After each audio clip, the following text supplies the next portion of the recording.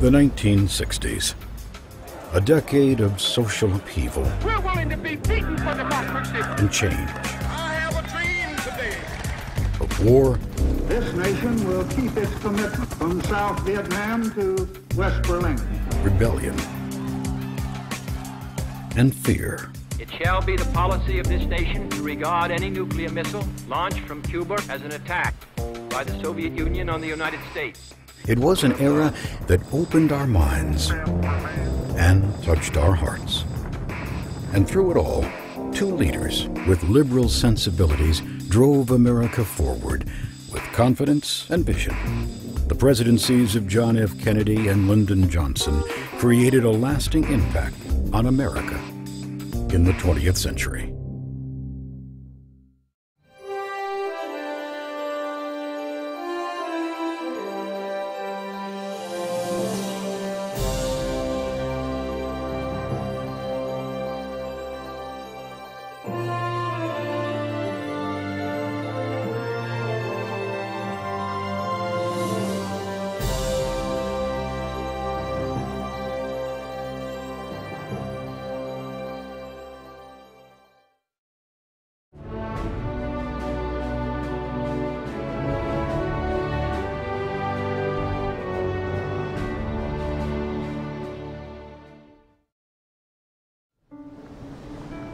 As the 60s dawned, Americans faced a choice on Election Day.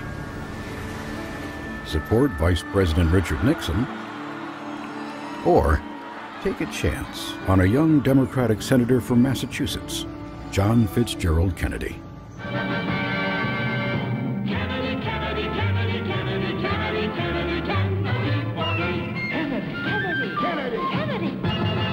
Do you want a man for president who's seasoned through and through, but not so doggone seasoned that he won't try something new? A man who's old enough to know and young enough to do. Well, it's up to you, it's up to you, it's strictly up to you.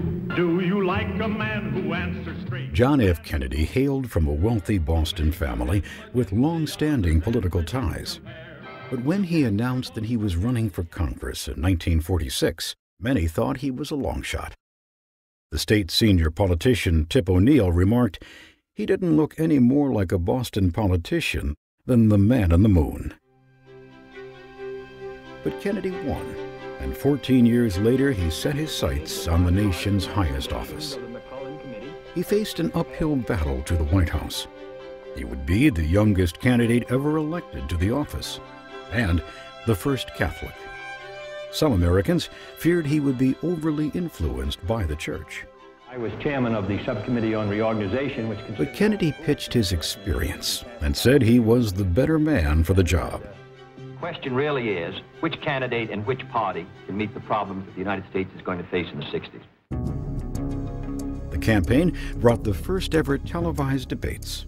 The initial program drew over 70 million viewers and became a historic milestone in politics. For the first time, the candidate's image became a major factor for voters. But, good as this record is, may I emphasize, it isn't enough. The Republican leadership has opposed federal aid for education, medical care for the aged, development of... Nixon looked drained. His eyes darted about. Kennedy looked relaxed and confident, like a winner. The appearance built momentum in the campaign for Kennedy and his running mate, Lyndon Johnson. But Kennedy's father, Joe Kennedy Sr., wanted to clinch the win. He used his connections to raise money, rally support, and, some allege, buy votes for his son. A record number of Americans, upwards of 67 million, go to the polls to elect the 35th President of the United States. Citizens from Maine to Hawaii record their choices as the attention of the entire globe focuses on the contest for the leadership of the most powerful nation of the free world. Election night was too close to call. The next morning, America woke up to learn that John F. Kennedy had beaten Nixon by a narrow margin to become the 35th President of the United States. So help you God. So help me God. will light our country and all who serve it. And the glow from that Kennedy's inaugural speech resonated with a new sense of optimism. And so, my fellow Americans, ask not what your country can do for you, ask what you can do for your country.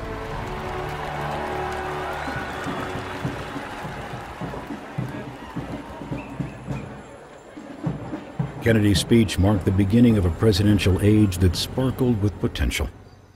It would come to be known as the Age of Camelot.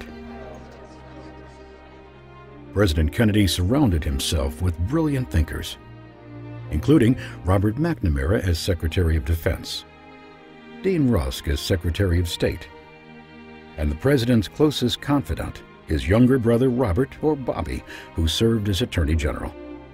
Where Jack was diplomatic and thoughtful, Bobby was brash and impulsive. He became the fall guy, willing to take the heat for the president on issues such as civil rights and fighting organized crime.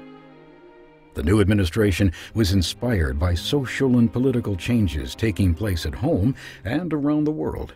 The completion of that journey. Kennedy encouraged citizens to work together as Americans face this new frontier. And we stand today on the edge of a new frontier, the frontier of unknown opportunities and perils. But I believe that the times require imagination and courage and perseverance. I'm asking each of you to be pioneers towards that new frontier. Most of Kennedy's idealistic domestic policies would not find support in Congress. Still, he pushed ahead with determination. He championed education and medical care for the elderly. He aggressively took on the country's recession, urging tax cuts and boosting federal spending to spur the economy and promote job growth. Kennedy's new frontier extended to underdeveloped nations in need. He created the Peace Corps. It rested on his belief in America's youth to deliver aid and promote international friendship. I feel a particular satisfaction because this is the most immediate response, the Peace Corps, that I think the country has seen to the whole spirit which I tried to suggest in my inaugural. The fact that you're willing to do this for our country and in a larger sense, as the name suggests, for the cause of peace and understanding, I think should make all Americans proud and make them all appreciative. Many college graduates volunteered for 2 years to be teachers, health aides, engineers, or agricultural advisors in developing nations. By 1968, more than 35,000 volunteers had served in 60 nations.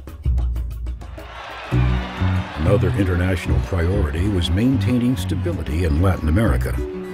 The Alliance for Progress program created strong partnerships through economic aid. This journey to Costa Rica has illuminated the minds of 180 million people of what a great opportunity and privilege we have to be associated together in our common cause.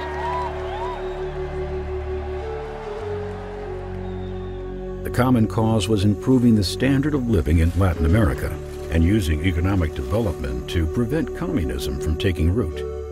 In neighboring countries and beyond, Kennedy was concerned about the rising Soviet threat.